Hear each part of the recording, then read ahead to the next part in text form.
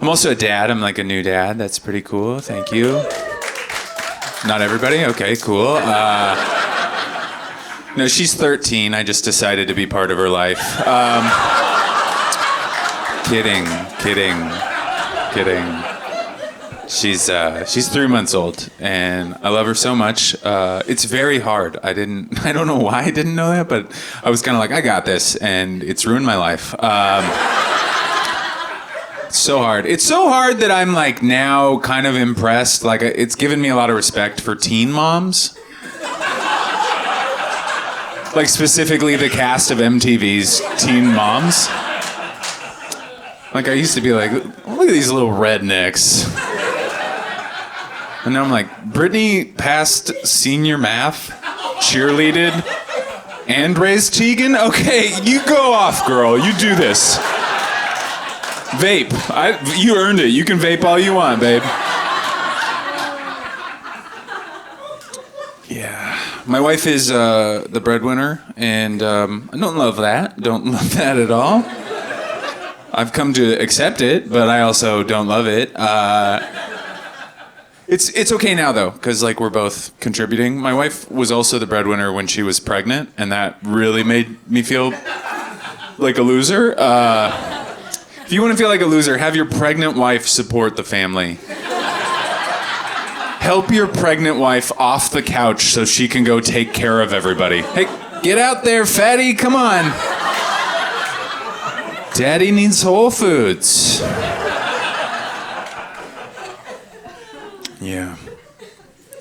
I'm afraid of flying, which is good because I have to do it twice a week. I love that. I'm afraid of a whole bunch of stuff. But we got a big one, unconfident captain. You guys come across this guy yet? No? Guess not.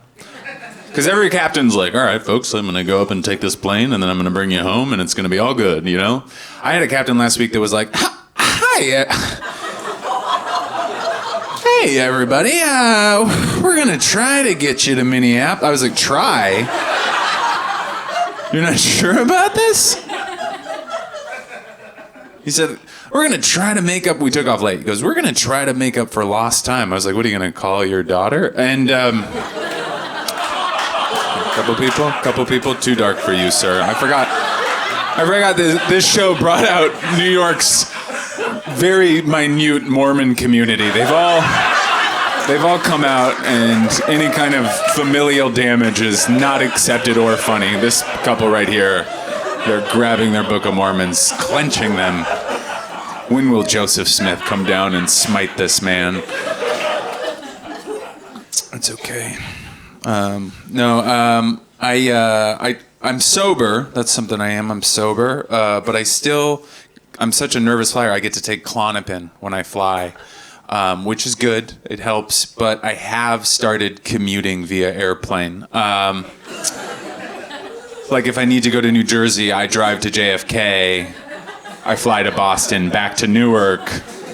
That's 2 Klonopin I get to take.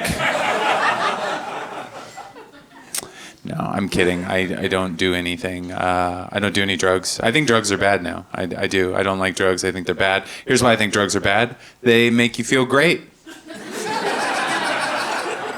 And you shouldn't feel great. You should feel great sometimes, like a special occasion, but not like all the time. That's dumb. Do you know how many times people felt great like a couple of generations ago? Like one time.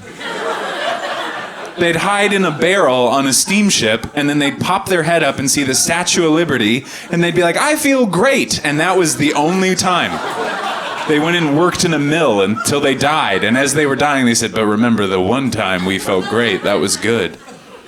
And now you can, on a Thursday morning, smoke a joint in Jets pajama pants and go and buy off-brand cereal and feel just as good as that man when he popped his head out of that barrel and saw Lady Liberty. All right, I'm realizing that you guys really are part of New York's burgeoning young life scene. I'm getting this talk of all this heresy has really driven the laughs out. If you guys, after the show, want to come and lay hands on me, I understand. I've wronged some of you. I feel bad about that. I drive. Anybody driving? You live in the city? Yeah. Okay, cool. That's me too. I love it. Isn't it great? Don't you feel like you don't love it? Okay, well, never mind. I don't have an. Oh, I live in Manhattan. That's what I'm talking about. When I say the city, I mean that. Sorry. You guys know what I mean. No. I drive, and my favorite app, I'm sure this is the same, Waze, right? Everybody, GPS is Waze. We all love Waze. But Waze, most distracting app there is. You'll be driving and it'll be like, hey, there's a cop up ahead. Don't look at your phone. And then it's like, hey, look at your phone. Look at your phone right now. Look at your phone. It's got ads for some reason. It'll be like, there's a 7-Eleven coming up. You're like, are you high? What's going on, man? It's like, there's an accident up ahead. You're in it. I killed you. I'm Waze. I was going to the airport last week and I got there early. And as you know, like Waze, it takes you down sketchy streets. And I know a lot of you guys aren't relating to this because you're New Yorkers and you don't drive. And so just imagine like if the subway was yours, all right? Like imagine if you had a little subway car and you could tell it whichever stop to go to. And it never went express, ever. It just was, you were the decision maker. That's what a car is. And, but sometimes when you're in your little subway and you have to get somewhere, you'll put this app on called Waze. It's a GPS app, and GPS stands for guided pistol.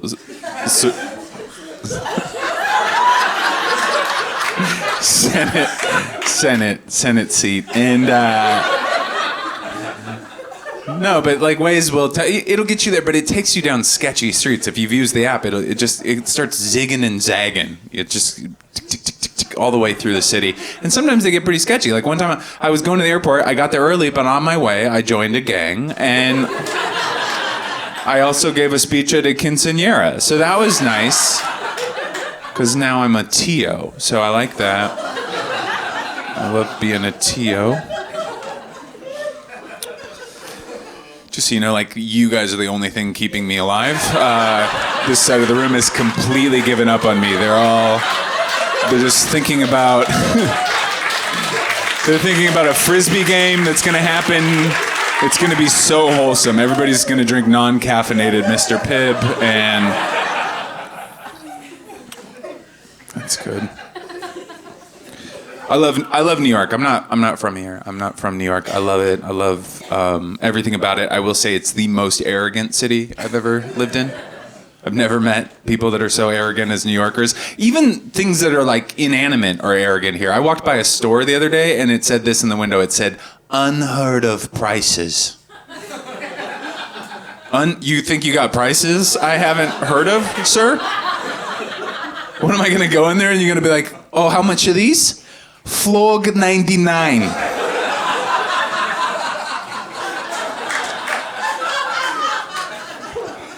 I stand corrected.